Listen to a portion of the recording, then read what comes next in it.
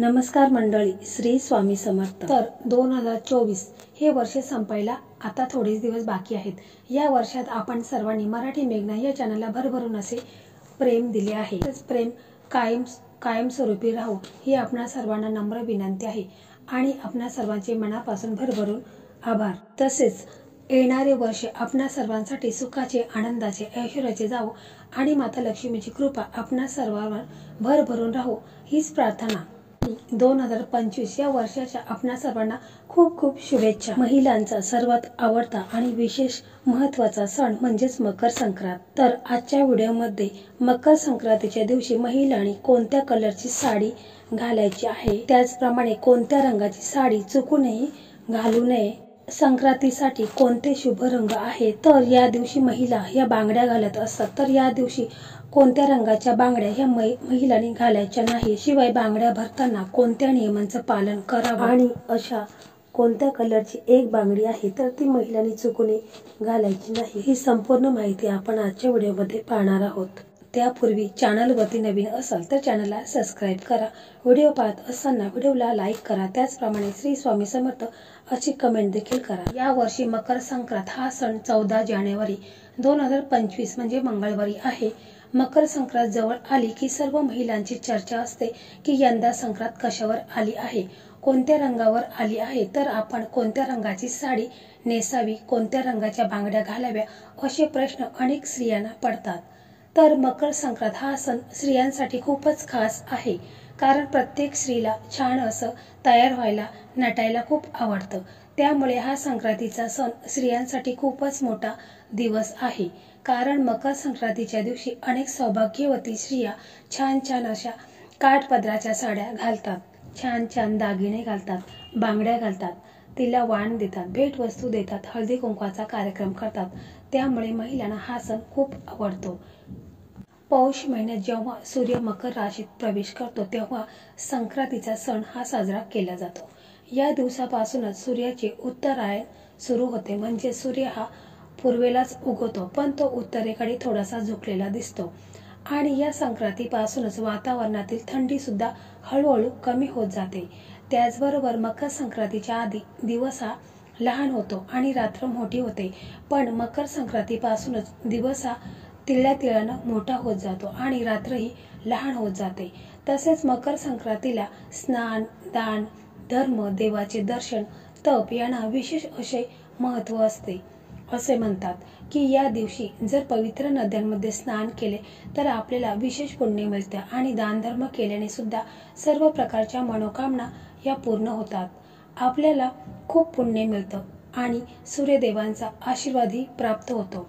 आणि विशेष म्हणजे मकर संक्रांतीचा सण नात्यातील गोडवा वाढवण्यासाठी खूपच महत्त्वाचा आहे, कारण या दिवशी सर्वजण एकमेकांना तिळगुळ देऊन आनंद व्यक्त करतात। तर अशा प्रकारे या संक्रांतीच्या सणाचा खूपच महत्त्व आहे।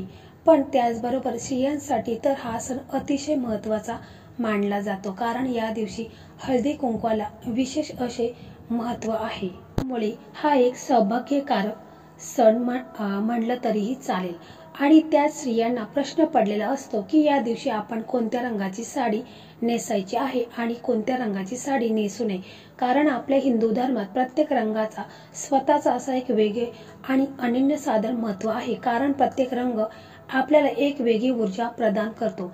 काही रंग हे सकारात्मक, शुभदायी लहरी प्रदान करतात, तर काही रंग अशुभ देखील मानले जातात, नकारात्मकतेचे प्रतीक मानले जातात। पण आपल्या हिंदू धर्मात असेही काही 4-5 रंग आहेत की ते खूप शुभ मानले जातात। प्रत्येक शुभ कार्यासाठी किंवा देव कार्यासाठी हे रंग वापरले जातात आणि त्यासाठी पहिला रंग आहे तो म्हणजे हिरवा, ग्रीन कलर। हिरवा रंग हा सौभाग्याचा प्रतीक मानला जातो, कारण नवरी ही लग्नामध्ये बघा हिरव्या रंगाचा चुडा भरते किंवा महिला लग्न झाल्यानंतर सुद्धा हिरव्या रंगाच्या बांगड्या आपल्या हातामध्ये घालतात, कारण महिलांना जर दररोज काचेच्या हिरव्या बांगड्या जर आपल्या हातामध्ये घातल्या तर त्यामुळे त्यांच्या पतीचे आयुष्य वाढते असं हिंदू धर्मशास्त्र सांगते। त्यामुळे हिरव्या रंगाचा वेगळंच असं महत्त्व आहे। त्याचबरोबर हिरवा रंग हा निसर्गाशी संबंधित असल्यामुळे एक वेगळीच ऊर्जा तुम्हाला मिळते। शास्त्रामध्ये सुद्धा हिरव्या रंगाला खूप महत्त्व आहे, कारण तणावाच्या प्रसंगी हिरव्यागार झाडाकडे किंवा हिरव्यागार गवताकडे काही वेळ मनसोक्त पाहण्याने मन शांत होते. हिरवा रंग हा एकांताचा निदर्शक आहे. सर्वसामान्यपणे हिरवा रंग आवडणारी माणसं निसर्गप्रेमी आणि स्वप्नाळू असतात. त्याचबरोबर देवीची ओटी भरताना सुद्धा आपण हिरव्या रंगाचा ब्लाऊज पीस किंवा हिरव्या रंगाची साडी घेतो. त्यावरूनच हिरवा रंग हा देवीलाही किती प्रिय आहे हे आपल्याला समजतं. त्यामुळे शक्य झालं तर किंवा तुमच्याकडे असेल तर संक्रांतीला तुम्ही हिरव्या रंगाची साडी नक्कीच नेसू शकता. आणि जर नसेल तर आपल्या हिंदू धर्मशास्त्रात लाल रंग हा सुद्धा खूप शुभ मानला जातो. आपण रोजची देवपूजा करताना किंवा कोणतीही पूजा मांडताना शक्यतो पाटावरती लाल रंगाचे वस्त्र टाकतो. कारण लाल रंग हा सर्व देवांना त्याचबरोबर माता लक्ष्मीला सुद्धा अत्यंत प्रिय आहे. त्याचबरोबर आपल्या सौभाग्यामधील एक सर्वात महत्त्वाची गोष्ट म्हणजे कुंकू. हे सुद्धा लाल रंगाचे असते. कारण सौभाग्यातील सगळ्यात महत्त्वाची गोष्ट म्हणजे हळदी कुंकू. त्यामधील कुंकवाचा रंग हा लाल असतो. लाल रंग हा उत्साही, सौभाग्य, उमंग, ध्येय आणि नवीन जीवनाचे प्रतीक मानले जाते. लाल रंग हा सर्वात आकर्षक मानला जातो. लाल रंग हा तेजाचे प्रतीक आहे. त्याचबरोबर तो शारीरिक ऊर्जाशी जोडला गेलेला आहे. असा हा सर्वांना आकर्षित करणारा रंग अनेकांना प्रिय आहे. तर अशा प्रकारे या लाल रंगाचे महत्त्व पाहता येत्या संक्रांतीला तुम्ही सुद्धा लाल रंगाची साडी नक्कीच नेसू शकता. त्याचबरोबर तुम्ही केशरी रंगाची साडी पण नेसू शकता. कारण केशरी रंग हा सूर्योदय आणि सूर्यास्ताचा रंग आहे. राम भक्त हनुमानाला देखील लाल शेंदुरी रंग प्रिय आहे. त्याचबरोबर केशरी रंग त्याग, ज्ञान, शुद्धता आणि सेवेचे प्रतीक आहे. छत्रपती शिवाजी महाराजांच्या सेनेचा ध्वज कृष्ण आणि अर्जुन यांच्या रथाचे ध्वज केशरी रंगाचे होते. कारण केशरी रंग शौर्य, बलिदान आणि वीरता याचे प्रतीक आहे. तसेच केशरी रंग हा देवी शक्तीचे प्रतिनिधित्व करतो. या रंगातून सकारात्मक ऊर्जा प्रभावित होत असते. त्यामुळे केशरी रंगाची साडी घातली तर तुम्हाला एक नवीन प्रकारची ऊर्जा मिळेल. त्यामुळे तुम्ही या संक्रांतीच्या सणाला केशरी रंगाची साडी पण नेसू शकता. त्यानंतर सर्व स्त्रिया वर्गाच्या आवडीचा रंग म्हणजे गुलाबी. शक्यतो प्रत्येकीला गुलाबी रंग हा आवडतोच. गुलाबी रंग हा प्रेमाचा रंग आहे. तसेच हा रंग आनंदाचे प्रतीक सुद्धा मानले जाते. गुलाबी रंग हा नेहमीच स्त्रियांना आकर्षित करतो. स्त्रीचं वय किती काही असो तरी त्यांना गुलाबी रंग हा आवडतोच. गुलाबी रंगाचे कपडे परिधान केल्यामुळे आपले मन देखील खूप प्रसन्न होते. आपल्याला एक वेगळीच एनर्जी मिळत असते आणि गुलाबी रंगामुळे सुख, समाधान येते आणि आपले मन सुद्धा शांत राहते. असा हा सर्वांच्या आवडीचा गुलाबी रंगाचं महत्त्व अनन्यसाधारण आहे. त्यामुळे संक्रांतीला तुम्ही गुलाबी रंगाची साडी सुद्धा नक्कीच नेसू शकता. त्यानंतर मकर संक्रांत हा असा एकमेव असून की या दिवशी काळ्या रंगाची साडी आवर्जून घातली जाते. कारण जेव्हा संक्रांत असते त्या दिवशी वातावरणामध्ये थंडीचे प्रमाण खूप जास्त असते आणि काळा रंग हा बाहेरील उष्णता शोषून घेतो आणि आपले शरीर उबदार ठेवतो. त्यामुळे आपलं थंडीपासून संरक्षण होतं. त्यामुळे विशेष करून थंडीच्या दिवसामध्ये संक्रांतीच्या सणाला काळ्या रंगाचे कपडे आवर्जून घातले जातात. जरी तुम्हाला काळ्या रंगाची साडी घ्यायची असेल किंवा नेसायची असेल तरी सुद्धा तुम्ही या संक्रांतीला काळ्या रंगाची साडी नक्कीच नेसू शकता. काळा रंग सोडून मी तुम्हाला जे काही रंग सांगितले ते सुद्धा सर्व शुभ रंग आहेत. आणि संक्रांत या दिवशी सुद्धा आपण अशा रंगाचे कपडे परिधान केल्यामुळे हे रंग सुद्धा बाहेरची उष्णता शोषून घेतात आणि आपले शरीर उबदार ठेवतात. त्यामुळे शक्यतो तुम्ही अशा डार्क रंगाचे कपडे परिधान करा.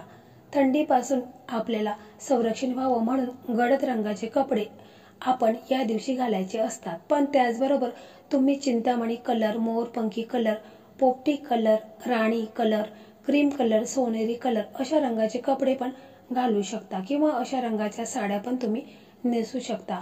पण मग तुम्हाला प्रश्न पडला असेल की या दिवशी कोणत्या रंगाची साडी नेसायची नाही, तर यंदा संक्रांत कशावर आहे, कोणत्या रंगावर आहे? कारण आपल्या हिंदू परंपरेनुसार संक्रांती देवीने ज्या रंगाचे वस्त्र हे परिधान केलेले असतं तो रंग आपल्याला वर्ज्य करायचा असतो. दरवर्षी संक्रांती देवी ही वेगवेगळ्या रंगाचे वस्त्र हे परिधान करत असते आणि त्या रंगाचे कपडे आपण घालायचे नसतात आणि ही पद्धत अगदी पूर्वीपासूनच चालत आलेली आहे। म्हणजे संक्रांत जवळ आली की महिलांची चर्चा असते की यंदा संक्रांत आली आहे। तर या वर्षी म्हणजे 2025 मध्ये संक्रांत ही पिवळ्या रंगावर आलेली आहे। त्यामुळे या वर्षी संक्रांतीला आपल्याला पिवळ्या रंगाची साडी चुकूनही नेसायची नाही। आपल्या सर्वांना माहीत आहे की पिवळ्या रंगाला तर पितांबर म्हटलं जातं किंवा देवाकार्यात सुद्धा पिवळा रंग बऱ्याच प्रमाणात दिसून येतो। साक्षात विष्णूला सुद्धा पिवळा रंग अतिशय प्रिय आहे। पण यावर्षी संक्रांती देवीने पिवळे वस्त्र परिधान केले आहे। यामुळे आपल्याला पिवळ्या रंगाची साडी किंवा पिवळ्या रंगाचे कपडे या दिवशी चुकूनही घालायचे नाहीत। तुमच्या मुलीची किंवा सुनेची जरी पहिली संक्रांत असेल तर तिला जरी तुम्हाला साडी घ्यायची असेल तर शक्यतो पिवळ्या रंगाची साडी घेऊ नका, कारण यावर्षी संक्रांत ही पिवळ्या रंगावर आलेली आहे। म्हणून त्यामुळे तुम्ही पिवळ्या रंगाची किंवा पिवळ्या शेडमध्ये असलेल्या साड्या या दिवशी चुकूनही घालू नका। साड्यांबरोबरच संक्रांतीला बांगड्या भरण्याची सुद्धा पद्धत आहे। तर आपण दुकानातूनच नवीन विकत बांगड्या ह्या घेत असतो आणि त्या घ्यायला हव्या, कारण 16 शृंगारमध्ये बांगड्यांचा समावेश आहे। त्यामुळे हिंदू धर्मशास्त्रात बांगड्यांना सुद्धा खूप महत्त्व आहे आणि संक्रांती सारख्या सण म्हणलं की स्त्रिया छान छान काठपदराच्या साड्या घालून ओसायला जातात, हळदी कुंकू करतात, तिळगुळ वाटतात। त्यामुळे आपल्या हातात 2-2 का होईना काचेच्या हिरव्या बांगड्या असाव्यातच। त्यातल्या त्यात तुम्ही हिरव्या रंगाच्या बांगड्या घालायच्या प्रयत्न करा, कारण हिरवा रंग हा शुभ आणि सौभाग्य प्राप्तीचे प्रतीक मानले जाते आणि हिरव्या रंगाच्या बांगड्या घातल्यामुळे त्यांच्या पतीचे आयुष्य वाढते असं पण म्हणतात। म्हणजेच काय, त्यांच्या सौभाग्यामध्ये वाढ होते असे हिंदू धर्मशास्त्र सांगते। त्यामुळे तुम्ही शक्यतो काचेच्या पण हिरव्या रंगाच्या बांगड्या घाला आणि बांगड्या घालताना एका हातात 6 घातल्या तर दुसऱ्या हातात 7 घाला, म्हणजे एका हातामध्ये आपल्याला एक बांगडी जास्त घालायची आहे अशा बांगड्या आपल्याला घालायच्या आहेत। या बांगड्या घालण्याचे नियम आहेत। नियमाप्रमाणे आपल्याला एका हातामध्ये एक बांगडी जास्त घालायची आहे। आपण बघा, जर कासाराकडे बांगड्या भरायला गेलो तर तो आपल्याला अशाच पद्धतीने बांगड्या भरतो, एका हातामध्ये एक बांगडी जास्त घालतो आणि जरी तुम्ही घरच्या घरी बांगड्या घालणार असाल तर आपल्याला एका हातामध्ये एक बांगडी जास्त घालायची आहे। या वर्षी फक्त तुम्ही शक्यतो पिवळ्या रंगाच्या बांगड्या घालू नका, कारण या वर्षी संक्रांत पिवळ्या रंगावर आहे। बाकी तुम्ही जे मी शुभ रंग तुम्हाला सांगितले आहेत त्यापैकी तुम्ही कोणत्याही रंगाच्या बांगड्या घालू शकता आणि शक्यतो प्लास्टिकच्या किंवा मेटलच्या बांगड्या अजिबात घालू नका। शक्य झालं एक बांगडी घाला, पण काचेची घाला, त्यामुळे तुम्हाला फायदेच होणार आहेत। हातात काचेच्या बांगड्या घातल्यामुळे जो आवाज होतो त्यातून एक सकारात्मक ऊर्जा निर्माण होते, लक्ष्मी प्रसन्न होते। त्यामुळे तुम्ही शक्यतो काचेच्या बांगड्या घालण्याचा प्रयत्न नक्कीच करा। तर मैत्रिणींनो, अशा प्रकारे या संक्रांतीला आपण या रंगाच्या साड्या अवश्य घालायच्या आहेत। चुकूनही पिवळ्या रंगाची साडी तुम्हाला घालायची नाहीत आणि ज्या बांगड्या मी तुम्हाला सांगितल्या आहेत बांगड्यांचे नियम त्याप्रमाणे तुम्ही बांगड्या या अवश्य घालायच्या आहेत। तर मैत्रिणींनो, अशा प्रकारे मकर संक्रांतीला कोणत्या कलरची साडी घालायची आहे, त्याचप्रमाणे बांगड्या कोणत्या प्रकारच्या घालायच्या आहेत, तर ही संपूर्ण माहिती मी तुम्हाला थोडक्यात सांगायचा प्रयत्न केलेला आहे। तर व्हिडिओ तुम्हाला कसा वाटला कमेंटमध्ये नक्की सांगा आणि जर तुम्हाला व्हिडिओ आवडला तर इतर मैत्रिणींना देखील शेअर करा, कारण त्यांना देखील या मकर संक्रांती सणाविषयी माहिती मिळून जाईल। धन्यवाद।